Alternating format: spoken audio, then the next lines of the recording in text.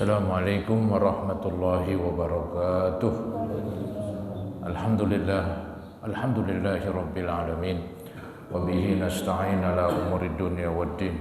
Wassalatu wassalamu ala ashrafil khalqi wal anbiya wal mursalin Sayyidina wa maulana Muhammadin wa ala alihi wa ashabihi ajma'in, amma ba'd. Hadirin saudara-saudara jamaah Majelis Ta'lim Masjid Al-Ikhlas yang saya muliakan, semoga kita semua dimuliakan oleh Allah Subhanahu wa taala di dunia dan di akhirat. Amin ya rabbal alamin. Para tokoh masyarakat, para pengurus masjid, serta para hujjaj dan remaja sekalian, syukur alhamdulillah malam hari ini malam yang mulia, malam Jumat, kita bisa memanfaatkan untuk hadir berkumpul guna mengikuti pengajian. Mudah-mudahan Allah Subhanahu wa taala berkenan melimpahkan kepada kita balasan pahala yang sebesar-besarnya. Semoga dengan kemurahan Allah diampuni kekurangan dan dosa-dosa kita, dan semoga terus Allah bukakan pintu ilmu yang seluas-luasnya. Amin ya mujibas sa'ilin. Malam hari ini kita mendapat pelajaran dari kitab Mirqat Su'udi Tasdiq, yaitu melanjutkan bahasan tentang sifat-sifat yang terpuji yang wajib kita hiasi hati kita. Bolehlah saya katakan ini dalam rangka pembangunan jiwa, ya. Bangunlah jiwanya, bangunlah badannya. Itu kalimat sangat-sangat benar itu. Bangunlah jiwanya, baru setelah itu bangun badannya, ya. Karena jiwa itu paling penting. Kalau jiwanya bagus, ya insya Allah semua anggota-anggota tubuhnya juga bagus. Hati orang baik, insya Allah tangannya, mulutnya, kakinya juga insya Allah baik. Tapi kalau hatinya buruk, tangannya, kakinya, mulutnya, tindakannya juga buruk. Itulah hati manusia. Maka Nabi memerintahkan kita untuk yaitu membuang sifat-sifat yang buruk, kemudian menaruh atau menghiasi hati kita dengan sifat-sifat yang terpuji. Ini yang sudah dibahas, ya. Yang sudah dibahas sifat-sifat terpuji seperti berbaik sangka kepada orang yang beriman, ya. Maksudnya berbaik sangka kepada orang yang beriman yang sehari-hari baik. Kita jangan berburuk sangka kepadanya karena lahiriahnya dia orang baik begitu. Kalau terjadi sesuatu kita jangan mudah menyangka, ya. Memang yang namanya menyangka ini selama di dalam hati, ada ulama mengatakan nggak apa-apa. Yang penting jangan dikeluarin. Kalau sudah dikeluarkan, sudah diucapkan kepada orang lain, itu yang nggak boleh tuh sangkaan buruk, ya. Walhasil kita wajib menyangka kepada orang Islam yang baik, yaitu wajib menyangka baik begitu. Begitu juga kepada Allah. Kita wajib menyangka baik kepada Allah. Nggak boleh dia sekali-kali kita menyangka buruk kepada Allah. Apapun yang terjadi. Misalnya kita ini atau Anda, ya, mendapat musibah melulu. Ntar timbul pemikiran, yaitu pemikiran di hatinya, wah Allah itu marah sama saya misalnya. Ya, kok Allah itu nggak adil sama saya misalnya itu berbahaya. Ya, kita selalu baik sangka kepada Allah apapun yang terjadi. Kata orang sekarang, lihat positifnya, jangan lihat negatifnya. Begitu. Misalnya dapat musibah, jangan lihat nggak enaknya. Kita lihat, oh musibah dalam Islam bisa menguras dosa. Ya, maka kita sabarlah, mudah-mudahan dosa saya terhapuskan dengan musibah. Nah itu kita ngelihat sisi positifnya, ya. Nah itu termasuk yaitu sifat yang bagus di dalam hati, wajib yang kita taruh di dalam hati kita, baik sangka kepada Allah dan baik sangka kepada sesama manusia yang baik lahiriahnya, ya. Kemudian yang sudah juga kita bahas sifat-sifat yang bagus, yaitu redho terhadap apa yang Allah berikan kepada kita. Banyakkah sedikitkah kita redho kepada Allah. Artinya redho apa itu? Senang kita, ya, sudah senang aja nggak gerutu begitu. Nggak sungut-sungut, nggak marah-marah, ya, selalu redho. Wajib itu. Kalau nggak redho, waduh, terlalu berani itu hamba kepada Tuhannya, ya. Begitu saudara-saudara. Nah sekarang nih yang baru, ini pelajaran yang baru, yaitu sifat yang bagus yang perlu kita hiasi hati kita, yaitu wa ta'zimu sya'airillah, mengagungkan syiar-syiar Allah. Artinya tempat-tempat peribadatan, tempat-tempat yang biasanya Allah tentukan untuk hambanya beribadah. Seperti misalnya ya, lagi bikin haji, ada yang namanya Mina, ada yang namanya Arafah, ada yang namanya Muzdalifah, ada yang namanya tempat melotar. Itu sya'airillah, ya, peraturan-peraturan Allah, tempat-tempat yang dipakai buat ibadah. Kita menghormatin, kita mengagungkan. Termasuk Ka'bah, kita mengagungkan, kita menghormatin. Kan ada juga yang nakal. Apa dibilang? Agama Islam katanya sebetulnya menyembah batu juga. Apaan tuh batunya? Ka'bah. Itu kan gila itu. Itu saudara-saudara biadab kalau saya bilang. Dia nggak paham agama. Ya. Padahal kan dalam Al-Quran, falyabudu robba hazal bait. Artinya kan sembahlah Tuhan yang memiliki alam, memiliki Ka'bah ini. Disuruh sembah Tuhan, bukan Ka'bahnya. Nggak ada Ka'bahnya. Dia hanya semacam ya tempat yang Allah muliakan. Maka dijadiin tempat kiblat kita, dijadiin tempat orang bertawaf. Yang pokok dalam Quran yang sering kita baca, kita bukan menyembah Ka'bah, tapi menyembah Allah yang memiliki Ka'bah tersebut. Maka tuh ayat yang sering kita baca, falyabudu, hendaklah kamu menyembah Rob Tuhan, Robba hazal bait, Tuhannya ini Ka'bah. Artinya Allah yang mempunyai Ka'bah, kamu sembah, begitu. Ya.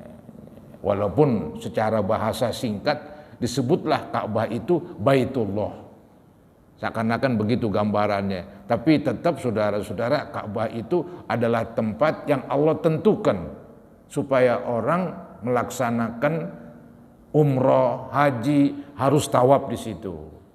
Dan supaya manusia ketika sholat ini yang beriman, sholatnya menghadap Ka'bah, begitu. Maka Ka'bah itu sya'airillah, ya, salah satu tempat ibadah yang Allah muliakan. Jadi disuruh kita menghormati, jangan menghina. Ya, contoh yang paling gampang lagi, masjid, musola, ini termasuk syiar. Walaupun kadang-kadang ini orang kampung ngartiin syiar rame. Kalau rame disebut syiar, itu memang maaf ya, nggak ada itu pemahaman begitu. Supaya syiar, ayo kita ramein, begitu ngomongnya kan. Itu nggak pas saudara-saudara ya. Jadi syiar itu adalah tempat-tempat yang Allah suruh kita untuk memuliakannya. Masjid dimuliakan, ya, maka nggak boleh dipakai untuk yang jelek-jelek di masjid. Di melulu tempat ibadah, tempat pengajian, tempat berzikir. Beda dengan rumah kita, dengan masjid begitu. Ini harus dimuliakan, dihormatin. Sampai-sampai misalnya ini ada yang jualan dalam masjid, itu disuruh sumpahin bahasa kampungnya, mudah-mudahan gak untung, begitu ngomongnya. Disuruh ucapkan begitu. Ya, untuk menggambarkan bahwa masjid salah satu syiar Allah, tempat yang dihormatin ya oleh Allah, dan kita disuruh menghormati juga. Ini pengertian sifat yang bagus, yaitu mengagungkan, menghormati syiar-syiar Allah, tempat-tempat peribadatan yang Allah tetapkan. Ada penjelasan di sini, wa ta'zimu sya'airillah ay a'lami dinihi, tanda-tanda dari agamanya. Ya. Termasuk sholat juga, sholat itu sendiri syiar. Ya, Jumat itu syiar Allah itu. Ya. Jadi kita harus hormatin tuh Jumat. Ya, caranya melaksanakan gitu. Wal muradu bil bisya'air, maksud daripada sya'air yang tadi kita artiin juga tempat-tempat peribadatan, ya, diartiin di sini al mawadi'ul lati yuqamu fiha din, yaitu tempat-tempat yang dilaksanakan di situ agama. Bahasa gampangnya, syair adalah tempat-tempat yang dipakai buat melaksanakan ibadah-ibadah, buat melaksanakan kegiatan ibadah. Ya, masjid, musola, Masjidil Haram, ada Arafah, ada Muzdalifah dan seterusnya. Itu tempat-tempat yang disuruh hambanya ini untuk beribadah di situ. Ya. Kemudian dikatakan lagi apa dzalika Sulaiman al-Jamal. Ini diterangkan oleh Sulaiman Jamal. Beliau menerangkan bahwa yang namanya syiar atau di kalimat majemuknya syair bukan artinya heboh atau groyok-groyok atau rame-rame, tapi syair lebih diartiin tempat-tempat disuruh kita beribadah di situ. Ya. Atau dengan singkat tempat peribadatan kita. Itu namanya syair. Kemudian selanjutnya sifat yang wajib kita tanam setelah kita menghormati, ya. Jadi jangan mencemoohkan, jangan menjelek-jelekkan begitu, ya. Kemudian di sini selanjutnya wasyukru ala ni'amillah. Sifat yang selanjutnya yang wajib kita tanam di hati kita, bersyukur atas nikmat-nikmat Allah. Adapun ucapan alhamdulillah itu pelengkap itu. Yang paling pokok hatinya bersyukur terhadap nikmat-nikmat yang Allah berikan kepadanya. Ya, itu nanti diterangkan tuh. Pertama bersyukur di hatinya. Bersyukur di hatinya yaitu dia meyakini, ya, meyakini bahwa nikmat itu datang dari Allah. Itu hati kita bersyukur dengan meyakini bahwa semua nikmat yang kita rasakan, ya, yang Allah berikan itu sumbernya dari Allah Subhanahu wa taala. Jangan dibilang atau jangan diyakini di hatinya bahwa nikmat itu boleh saya kerja, kan begitu. Oh, nikmat itu boleh saya ngontrakin. Nggak boleh tuh begitu. Itu hatinya udah rusak gitu. Hati yang benar meyakini nikmat-nikmat datangnya dari Allah, bukan dari semacam usaha kita. Walaupun usaha perlu. Jangan meyakini, dulu kan pernah kita bahas tawakal. Apa tawakal itu? Tawakal seseorang berusaha tapi hasil daripada usaha tersebut digantungkan kepada Allah. Jadi tawakal menggantungkan hasil usaha kepada Allah. Dan sekarang ini bersyukur, meyakini hasil usaha itu dari Allah. Kan masalah hati ini. Masalah hati meyakini bahwa sumber nikmat tidak lain dari Allah. Nah, itu namanya bersyukur dengan hati. Nanti bersyukur dengan ucapan, ya kita bilang alhamdulillah. Terus nanti bersyukur dengan perbuatan. Bagaimana? Maksudnya itu bersyukur dengan perbuatan, nikmat tersebut dipakai dan diperuntukkan untuk berbuat baik, untuk beribadah kepada Allah. Misalnya Allah kasih nikmat rezeki begitu, uang. Nah, uang ini dipakai buat yang kebaikan. Jangan mentang-mentang punya uang, aku mau berjudi kan begitu. Nggak bisa begitu. Aku mau panggil apaan nih yang haram-haram. Itu nggak bersyukur, nggak mempergunakan pemberian Allah yang namanya nikmat, nggak mempergunakan sesuai peruntukannya. Allah menciptakan nikmat ini seperti harta Allah berikan kepada kita, itu disuruh pakai sesuai dengan peruntukannya. Peruntukan harta untuk kebaikan, bukan untuk keburukan. Kalau dipakai untuk keburukan berarti dia nggak bersyukur. Nih, coba ada penjelasan pendalaman ini. Jadi sifat yang bagus yang perlu kita tanam di hati kita, wasyukru ala ni'amillah, bersyukur atas nikmat-nikmat Allah. Wa huwa dzikrun nikmah, bersyukur atas nikmat Allah maksudnya menyebut itu nikmat. Wa dzikru mu'tiha ma'an, dan menyebut pemberinya bareng. Maksudnya ketika kita mendapat kenikmatan, kita bilang ini nikmat dari Allah. Ya, jadi kita sebut nikmat itu dan kita sebut pemberi nikmat. Kita bilang ini nikmat, ya ini kan udah menyebut nikmatnya. Ya. Ini nikmat atau rezeki yang Allah berikan, itu sumbernya dari Allah. Ya. Jadi disebut itu nikmat dan disebut pemberinya. Ya pemberinya Allah. Ya, jangan dibilang saya dapat nikmat dari dagang, dari ngontrakin, dari jualan, enggak. Ya memang kadang-kadang dalam bahasa ada juga tuh, ya si Anu duitnya banyak, iya. Soalnya dia orangnya keras kerjanya begitu, dagang dia begini-begini. Jadi kan enggak disebut Allah itu. Ya, yang disebut dagang. Ya selama yang ngomong begitu paham, yang ngomong kalau didesak, kalau dideser, kenal dideser. Ya, kalau didesak, dideser, emang dagang yang memberi dia tuh nikmat sehingga jadi orang kaya? Oh enggak dong, yang memberikan rezeki adalah Allah. Oh berarti tadi omongannya omongan singkat itu. Ya, jadi si Anu kaya gara-gara dagang itu, dagangannya maju, begitu.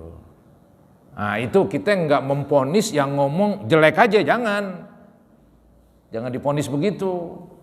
Kan tadi kan kita udah ngomong tuh ya, bahwa yang namanya bersyukur yaitu menyebut nikmat dan menyebut pemberi nikmat. Jadi kita sebut Allahnya itu. Jadi dia itu jadi orang kaya ya karena Allah berikan rezeki melalui dagang misalnya. Ya, melalui dagang gitu. Tapi kan kita nggak ngelupain menyebut nama Allah sang pemberi. Ya. Jadi walhasil yang namanya bersyukur menyebut nikmat plus menyebut pemberinya, yaitu Allah. Kama apadahu Sulaiman al-Jamal, sebagaimana juga diterangkan oleh Sulaiman Jamal. Wa qala Romli, berkata Imam Romli, wa huwa tsana'u 'alal mun'im. Bersyukur itu atas nikmat Allah, yaitu memuji atas pemberi nikmat. Memuji atas pemberi nikmat, yaitu Allah lagi. Ya, kita puji dia begitu. Wa huwa sana'u 'alal mun'im, yaitu bersyukur menurut Imam Ramli memuji atas pemberi nikmat fi muqabalati in'amihi. Ya, karena dia telah memberikan kenikmatannya kepada kita sebagai muqabalah. Muqabalah itu ya imbalan lah begitu. Imbalan. Jadi Imam Romli ini menjelaskan bahwa bersyukur itu yaitu memuji kepada Allah ya sebagai imbalan atas nikmatnya yang diberikan kepada kita. Wa yakunu bil lisan. Nah, ini ya bersyukur ini bisa jadi dengan lidah.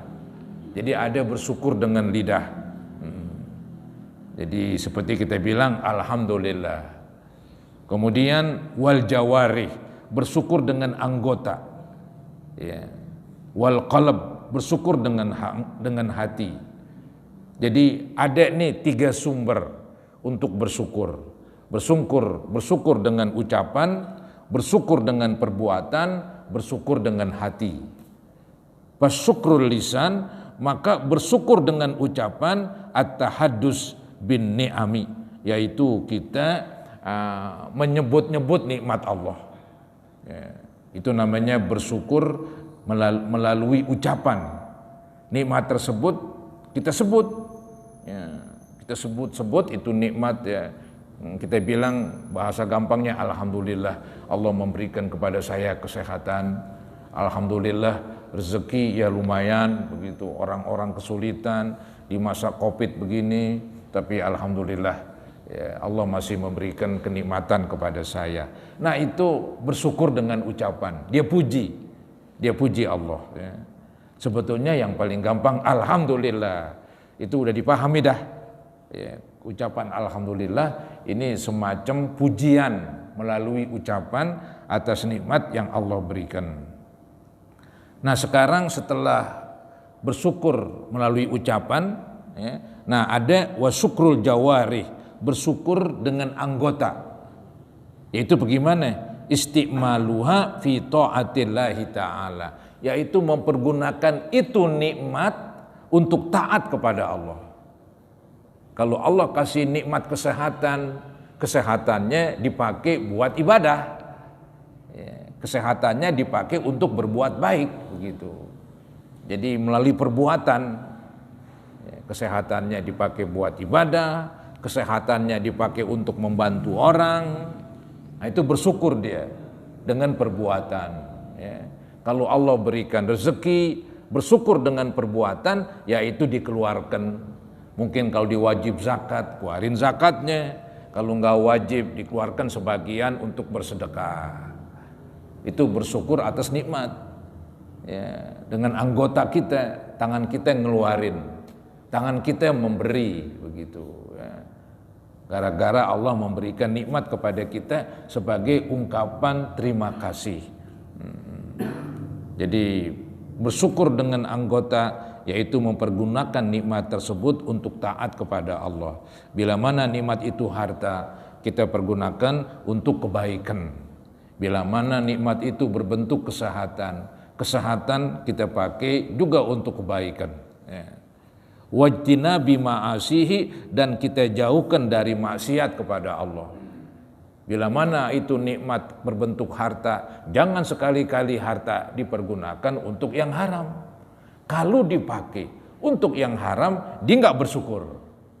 Walaupun mulutnya alhamdulillah, tapi kenyataannya dia nggak pandai mempergunakan harta tersebut. Kalau Allah kasih nikmat sehat, maka sehatnya dipakai jangan buat main, buat yang nggak pokok lagu, ibadah ditinggalkan. Nah, ini namanya dia nggak bersyukur atas nikmat sehat itu.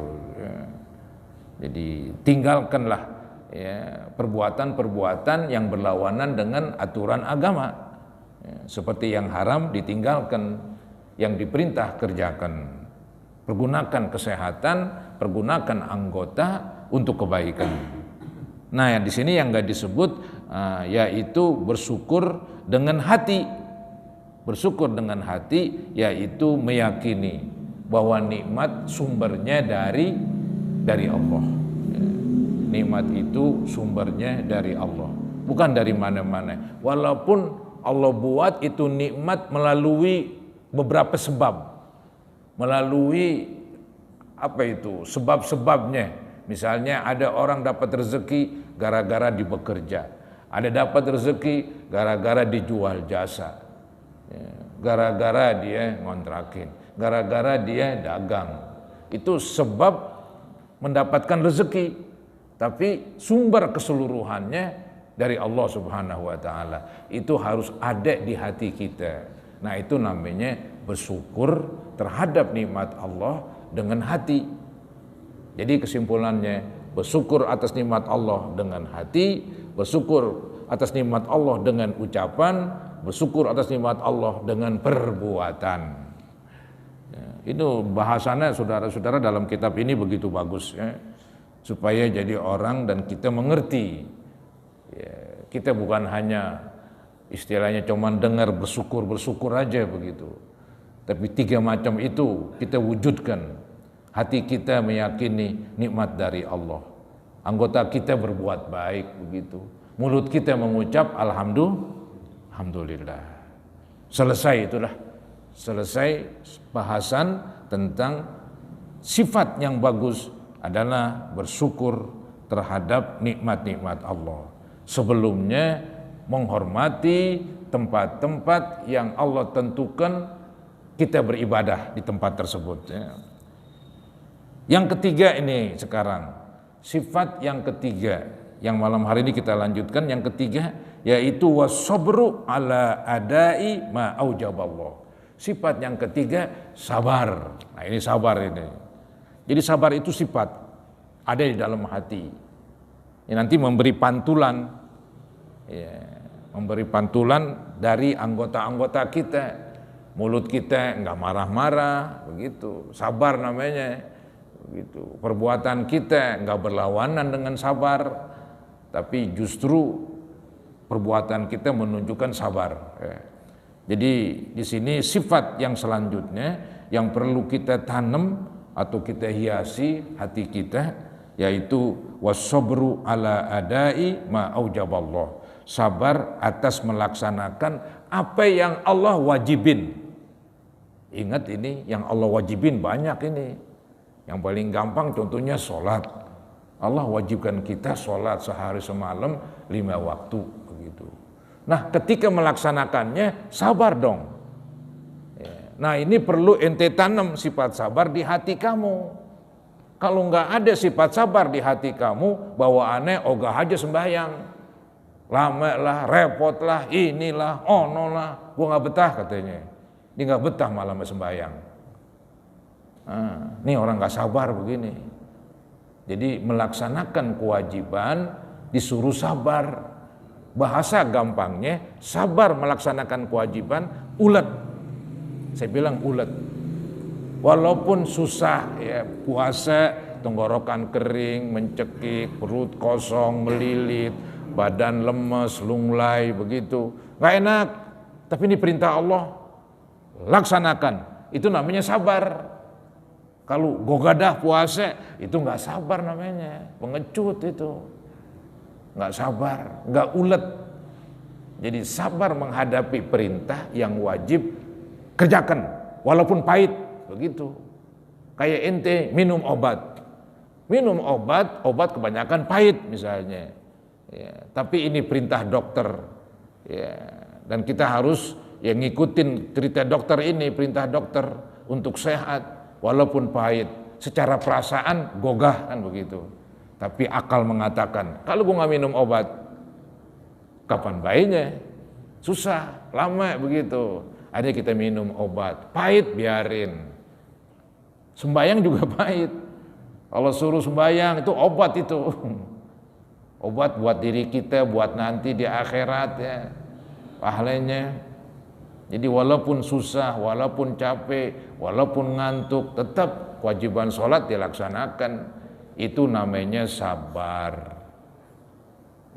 Bolehlah saya artiin ulet, bukan menyerah, bukan menyerah ya. Emang ada tuh sabar yang kayaknya bisa diartiin menyerah, tapi itu pun nggak pas diartiin menyerah. Sabar diartiin nerima. Nah, itu sabar menghadapi musibah. Ya, sabar menghadapi musibah begitu. Dia punya penyakit yang nggak bisa baik, penyakit diabetes begitu. Dia punya penyakit macam-macam dah penyakit begitu. Nah, ini saudara-saudara jangan istilahnya marah-marah, nerima, pasrah dah. Nah, itu bisa itu. Sabar diartiin nerima. Ya, artinya pasrah terhadap penyakit yang diderita. Jangan marah-marah. Jangan marah-marah itu. Ya. Nah, itu pengertian sabar di situ tuh ketika dapat musibah. Jangan marah-marah, nerima dengan lapang dada dan tetap dibolehkan berusaha mencari jalan keluar. Apa itu? Karena sakit jalan keluarnya ya berobat. Apakah berobat berlawanan dengan sabar? Ya kagak. Berobat ya berobat, emang dibolehkan. Ya, di dalam hadis disuruh itu. Tadawu ya ibadallah. Berobatlah wahai hamba-hamba Allah. Disuruh berobat. Tapi ketika datang penyakit, tetap walaupun berobat, tapi tetap kita harus nerima lapang dada, jangan marah-marah. Itu sabar di situ. Jadi ada sabar hadapi musibah. Tinggal atau lagi tuh sabar menghadapi larangan. Lain lagi dah artinya. Larangan, Allah melarang judi. Allah melarang minum minuman keras. Kita tahan diri kita ogah berjudi. Tahan diri kita enggak minum minuman keras. Itu namanya sabar. Jadi bahasa kitanya apa itu dah? Sabar dalam arti enggak mudah minum minuman keras. Enggak mudah main judi, malah ogah begitu. Ya, boleh diartiin apa tegar lah, ya. Enggak mudah keseret, enggak mudah ketarik. Kalau ada orang mudah ketarik ya, misalnya temannya berjudi ikut aja, dia nggak sabar itu, nggak sabar, tergiur dengan larangan, ya, tergiur dengan larangan, tertarik dengan larangan, itu namanya nggak sabar. Kudunya ngelawan, nggak bisa begitu, menentang dengan yang haram, itu namanya sabar. Hampir kayak ulat-ulat, cuman ulat meninggalkan, kalau perintah ulat mengerjakan. Ya ini bahasa ya. Yang penting ente paham maksudnya. Bahasa boleh macam-macam, tapi yang penting maksudnya begitu. Jadi ini sifat yang perlu kita tanam, perlu kita hiasi di hati kita, itu was-sabru ala adai ma aujaballah ya. Itu kalau di atas itu yang langsung singkat ini, nih saya baca was-sabru ala adai ma aujaballah. Sifat yang selanjutnya sabar atas melaksanakan apa yang Allah wajibin, was-sabru amma harramallahu taala, dan sabar terhadap apa yang Allah haramkan, wa ala mabtalaqallahu bihi, dan sabar terhadap apa yang Allah uji kamu dari musibah. Tiga itu perlu dipahamin, itu penting karena hidup ini perlu kesabaran. Nggak sabar kata orang, kata anak-anak, bubar. Nggak sabar bubar agamanya udah, dia nggak jalanin agama udah. Orang yang nggak sabar ya, disuruh melaksanakan perintah, dibilang perintah sholat, wah repot, inilah ono, nggak sabar. Disuruh jangan berjudi, dia berjudi, jangan minuman keras, di minuman keras, nggak sabar. Datang musibah, penyakit, ngulun-ngulun, marah-marah, ngamuk-ngamuk, habis semua orang dimarahin. Nggak sabar.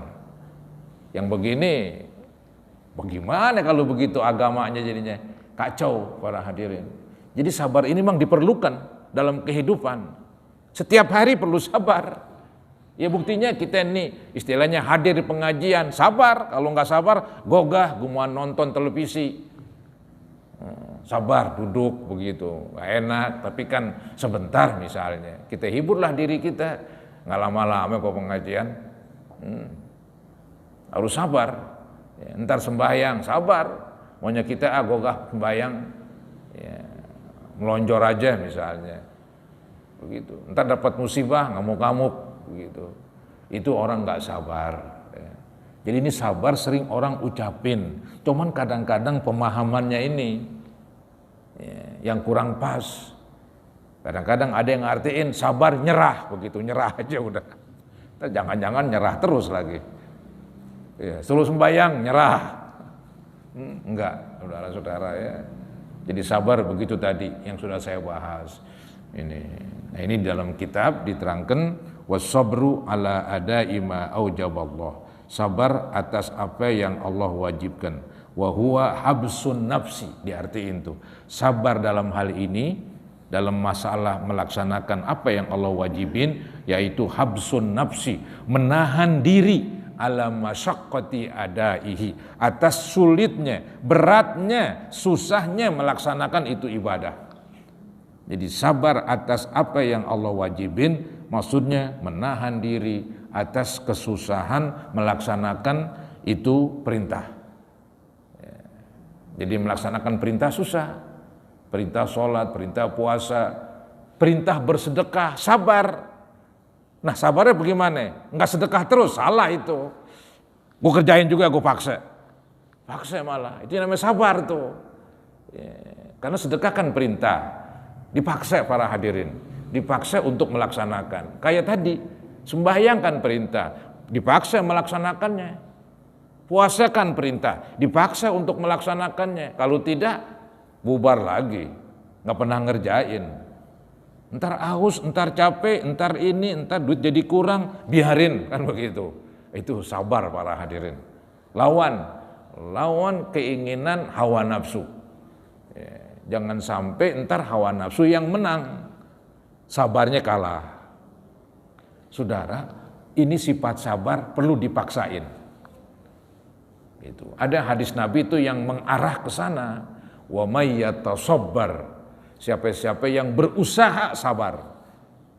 Ada di situ kalimat terselip, wa may yatasabbar, siapa-siapa yang berusaha memaksakan dirinya sabar, yusabbirhullah, Allah buat dia jadi orang sabar.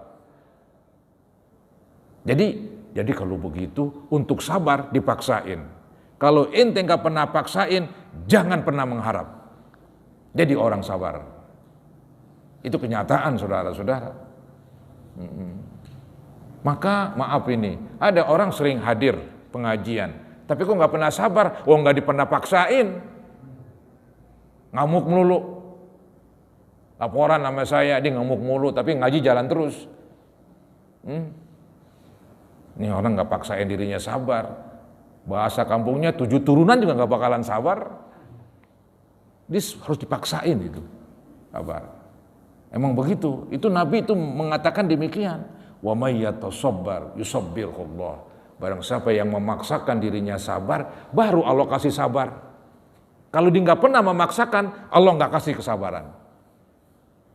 Jadi memang sifat kebaikan dipaksakan, bahkan dilatih. Contohnya seperti sembahyang. Itu anak-anak disuruh mulai sembahyang umur 7 tahun. Muru auladakum bis sholati lisab'in. Padahal umur 7 tahun belum wajib. Tapi disuruh, dipaksain bahasa kampungnya. Supaya nanti lama-kelamaan biasa begitu. Jadi sabar perlu dipaksakan. Kalau nggak pernah dipaksakan, jangan pernah mengharap jadi orang sabar. Itu yang perlu dipahamin itu. Itu sabda Nabi, itu bukan sabda saya itu. Kemudian wasabru amma harramallahu ta'ala. Yang pertama, sabar atas apa yang Allah wajibin, yaitu dengan cara menahan diri atas kesulitan-kesulitan yang dihadapinya ketika melaksanakan ibadah. Artinya tetap dilaksanakan tuh ibadah walaupun sulit. Jangan gara-gara sulit, susah, diogah begitu. Nah yang kedua, wasabru amma harramallahu ta'ala, sabar atas apa yang Allah haramkan. Maksudnya wa huwa habsun nafsi, yaitu menahan diri ala masyaqqati ijtinabihi, atas susahnya meninggalkan yang haram. Meninggalkan yang haram susah, karena jiwa kita ini punya hawa nafsu, ditambah dengan bisikan setan, bawaannya pengen nyobain yang dilarang, pengen nyobain yang haram. Tuh manusia begitu, pengen nyobain. Kita tahan, ait nggak bisa begitu. Nah itu kita tahan, namanya sabar ya. Begitu saudara-saudara. Nanti kita lanjutkan lagi. Qala Sulaiman al-Jamal was-sabru ala tarkil ma'asi ta'atun. Sabar dalam arti meninggalkan kemaksiatan ya jadi suatu ketaatan gitu. Karena maksiat itu ditinggalkan dengan susah payah. Lebih-lebih yang pernah berbuat dosa, ya bawaannya kan pengen lagi, dia udah tobat. Wah ini berat ini, godaannya berat. Anggaplah biasa minuman keras begitu. Sekarang mau tobat, berhenti dari minuman keras. Berat itu untuk meninggalkan minuman keras. Karena dorongan hawa nafsu, dorongan setan ingin terus minum. Sedangkan ini udah bertobat, itu berat itu. Nah itu perlu sabar, kurang sabar, nyebur lagi. Ya, perlu sabar. Nah inilah saudara-saudara yang dapat saya bahas. Mudah-mudahan ada manfaatnya buat kita sekalian. Semoga Allah jadikan kita orang-orang yang sabar. Dan mudah-mudahan Allah beri taufik, berikan pertolongan di dalam kita melaksanakan perintah-perintahnya. Dan Allah beri taufik di dalam meninggalkan larangan-larangannya. Dan juga semoga Allah berikan kepada kita pahala ya, dengan musibah yang kita terima, kita redha dengan apa yang Allah berikan. Mudah-mudahan apa-apa yang kita perbuat semuanya diterima oleh Allah Subhanahu wa taala, dan mudah-mudahan Allah ampunin dosa-dosa kita. Berikan kullu niyatin shalihah ila hadratin nabi Rasulullah sallallahu alaihi wasallam. Al-Fatihah. Minasyaitonir rajim. Bismillahirrahmanirrahim. Bil alamin arrahmanir rahim maliki yaumiddin. Wa nasta'in ihdinas siratal mustaqim. ghairil maghdubi 'alaihim waladdallin. Astaghfirullahalazim, astaghfirullahalazim, astaghfirullahalazim. Allahumma salli ala sayyidina Muhammad wa ala ali sayyidina Muhammad wa sallim tasliman katsira walhamdulillahi rabbil alamin. Allahumma anfa'na bima 'allamtana wa 'allimna ma yanfa'una wa zidna ilman nafi'a. Rabbana afriq 'alaina sabra, Rabbana afriq 'alaina sabra wa tsabbit aqdamana wansurna 'alal qaumil kafirin. Allahumma ighfir lil muslimina wal muslimat wal mu'minina wal mu'minat al ahya'i minhum wal amwat. Rabbana atina fid dunya hasanah wa fil akhirati hasanah wa qina azabannar. Sallallahu ala sayyidina Muhammadin wa ala alihi wa sahbihi wa sallam. Walhamdulillahi rabbil alamin. Assalamualaikum warahmatullahi wabarakatuh.